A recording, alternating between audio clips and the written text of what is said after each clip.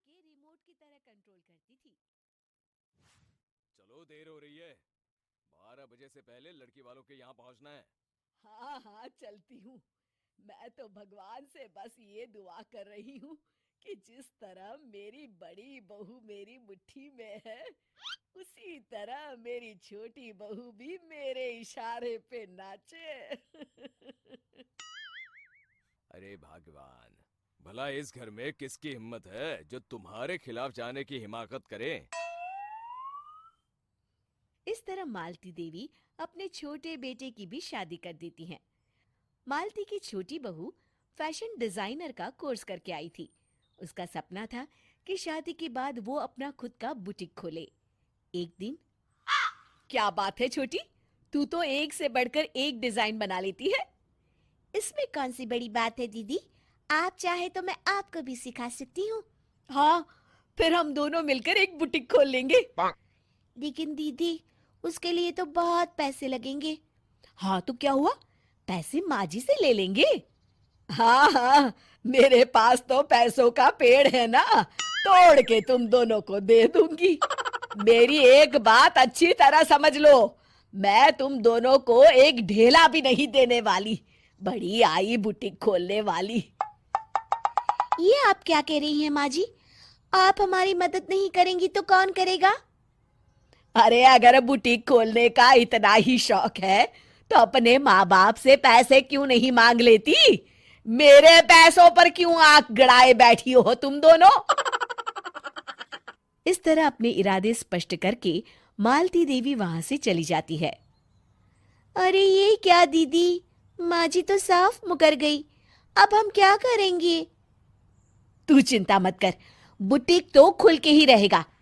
कहते हैं कि घी जब सीधी उंगली से नहीं निकलता तो उसे उंगली टेढ़ी करके निकालना चाहिए। माँ जी अपने आप को समझती क्या है? पूरी सोसाइटी जानती है कि माँ जी ने अपनी सास को घर से निकालकर उनकी दौलत पर कब्जा कर लिया है। हाँ दीदी, अब तो जैसे को तैसा करना पड़ेगा। फिर दोनों बहुएं मिलकर एक साजिश रचती हैं। एक दिन, अरे नालायक, जरा ठीक तरह से पैर दबा, बिल्कुल मजा नहीं आ रहा। खाने पीने में तो कोई कसर नहीं छोड़ती। तभी वहां बड़ी बहू हाथ में एक फॉर्म लेकर आती है। माँ जी, आपके लिए एक खुशखबरी है। सरकार सभी बुजुर्गों को हर महीने 10,000 रुपये पेंशन देने वाली है। अरे ये क्या कह रही है तू? क्या सच में मुझे हर महीने घर बैठे 10,000 रुपये मिलेंगे? हाँ माँ जी, दीदी सच कह रही है। कल टीवी न्यूज़ में इस बारे में बता रहे थे।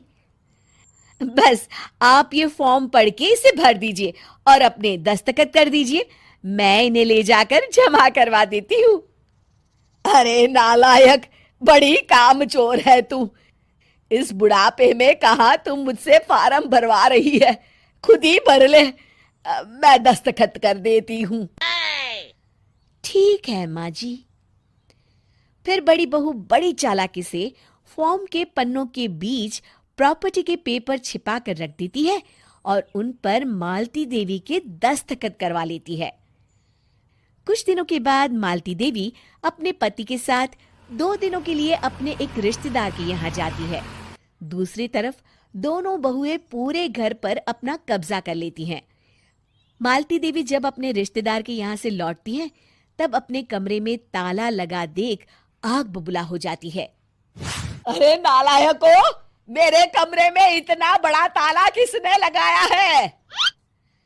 माँ जी, ये कमरा तो मैंने अपने बेटे रोहन को दे दिया है और आज से आप बाहर कोने में जो छोटा कमरा बना है ना, वहां रहेंगी। अच्छा, मैं उस सड़ेले कमरे में रहूंगी है? तेरी ये कहने की हिम्मत भी कैसे हुई? और मेरी इजाजत के बिना मेरा कमरा देने वाली तू होती कौन है? लगता है तू भूल गई, इस घर की मालकिन मैं हूं। तभी वहां छोटी बहू आती है। अरे माँ जी, आप इस घर की मालकिन नहीं हैं। अब इस घर की नई मालकिन हम दोनों बहुएं हैं। ये देखिए, इन प्रॉपर्टी के पेपर पर आप ही के दस्तखत है। अरे भाग्यवान, ये तुमने क्या कर दिया? दस्तखत करने से पहले एक बार ठीक से पढ़ तो लेती। अरे लेकिन मेरी बहुएं मेरे साथ ऐसा कैसे कर सकती है? अरे तो इसमें कौन सी अचरज की बात है? तुमने भी तो अपनी सास को घर से बाहर निकाल दिया था। टूटा फूटा ही सही, शुक्र करो कि इन दोनों ने कम से कम हमें रहने के लिए कमरा तो दिया। तुमने तो अपनी सास को वो भी नहीं दिया था। आज समझ में आया